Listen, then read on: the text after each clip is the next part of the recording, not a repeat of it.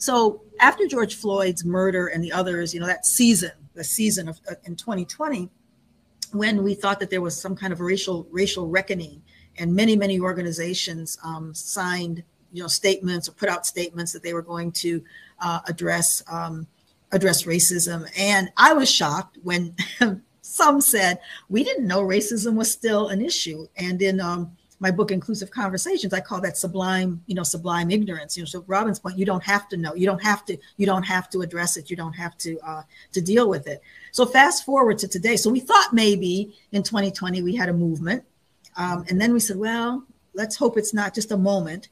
And now we're saying perhaps it's a memory, because the system is just so entrenched, and it's so difficult to even move just a little bit. And here's what I'm hearing a lot. We hear this a lot.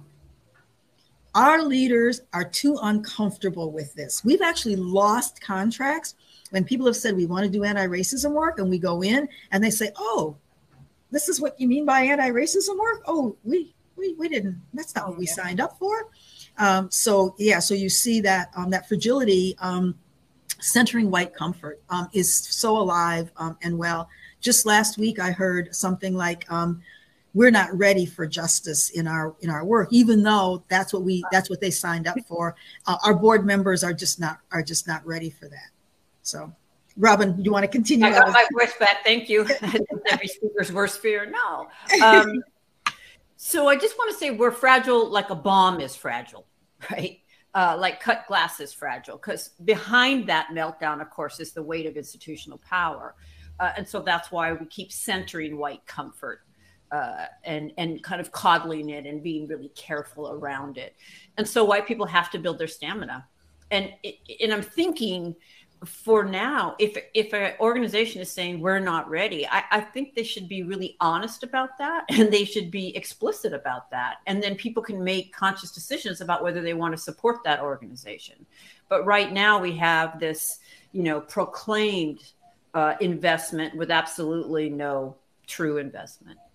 Yeah, and what I would add is that in 2023, we have to see the ability to engage in these conversations with some nuance and some skill as a basic qualification. And if you can't do that, you're just simply not qualified in today's workplace, no matter what school you went to and how, acclaimed you are. If you don't have these skills, and we have to truly see it. So many organizations have the diversity question, if they even have one. And it's one question with no weight, and no one on the hiring committee even knows how to assess a good answer. So if you see it as a true qualification, you'd be willing to say it's a failed search, and we'll go again, but we're not going to settle for less than what we say we value. There are risks. We know throughout our history, this work does not come without risks. It does not come without sacrifice. It does not come, without pain and, unfortunately, violence. So this is where I just remember tipping point theory, which is Malcolm Gladwell's theory that you don't need everyone. You don't even need 50%, that tipping points happen at 30% roughly. And then I think, all right, I can do that, right? I can at least go for that and not expect that I can get everyone. But what I want to do is create a culture that actually spits out those who are resistant, as opposed to what it does now, which is spit out those who want to break with white solidarity and contribute, if that makes sense, right? And then I'm a big believer in affinity space and affinity work. And I think people of color need to get away from white people and have some community with each other. And I'll let that go and maybe see if anyone else wants to pick it up. Well, Rasmussen poll had a provocative little poll today. They said, do you agree or disagree with the statement, it's okay to be white? That was an actual question. Rasmussen asked, white and black voters, and probably others, do you disagree or agree with the statement, it's okay to be white? 26% of blacks said no. It's not okay to be white. 21% weren't sure. Add them together, that is 47% of black respondents were not willing to say it's okay to be white.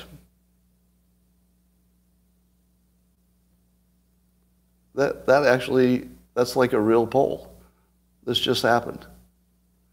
Did you have any idea? Would you have imagined that that could have happened? So I realized, as you know, I've been identifying as black for a while, years now, because I like to be on the winning team, and I like to help. And I always thought, well, if you help the black community, that's sort of the biggest lever. You can find the biggest benefit. So I thought, well, that's the hardest thing and the biggest benefit.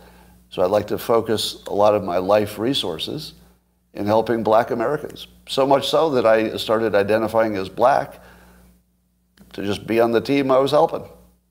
But it turns out that nearly half of that team doesn't think I'm okay to be white, which is, of course, why I identified as black, so I could be on the winning team for a while. But I have to say, this is the first political poll that ever changed my activities. I don't know that that's ever happened before. Normally you see a poll, you just look at it and you go, whatever. Oh, this is interesting what other people think. But as of today, I'm going to re-identify as white because I don't want to be a member of a hate group. I'd accidentally joined a hate group. So if nearly half of all blacks are not okay with white people, according to this poll, not according to me, according to this poll, that's a hate group. That's a hate group. And I don't want to have anything to do with them. And I would say, based on the current way things are going, the best advice I would give to white people is to get the hell away from black people. Just get the fuck away. Wherever you have to go, just get away. Because there's no fixing this. This can't be fixed. Right? This can't be fixed. You just have to escape.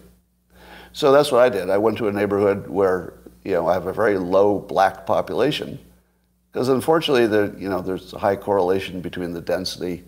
And this is according to Don Lemon, by the way. So here I'm just quoting Don Lemon when he notes that when he lived in a mostly black neighborhood, there were a bunch of problems that he didn't see in white neighborhoods. So even Don Lemon sees a big difference in your own quality of living based on where you live and who's there. So I think it makes no sense whatsoever as a white citizen of America to try to help black citizens anymore. It doesn't make sense. It's no longer a rational impulse. And so I'm gonna back off from being helpful to black America because it doesn't seem like it pays off. Like I've been doing it all my life, and the only outcome is I get called a racist. That's the only outcome. It makes no sense to help black Americans if you're white. It's over. Don't even think it's worth trying. Totally not trying. Now we should be friendly. Like I'm not saying start a war or do anything bad. Nothing like that. I'm just saying get away. Just get away. And here's my take on all of it. Everybody who focuses their priority on education does well. If anybody in the black community focuses on education, they'll do well as well, because the system allows that. If they don't, I can't make that my problem anymore. It just can't be my problem. It can't be my problem if the solution is so clear, so available, and people don't want to take it. It's just not my problem anymore. So I resign. I resigned from the hate group called Black Americans, according to the Rasmussen poll. 46% of them don't think white people are okay, just being white. And there we go. You didn't expect that today, did you?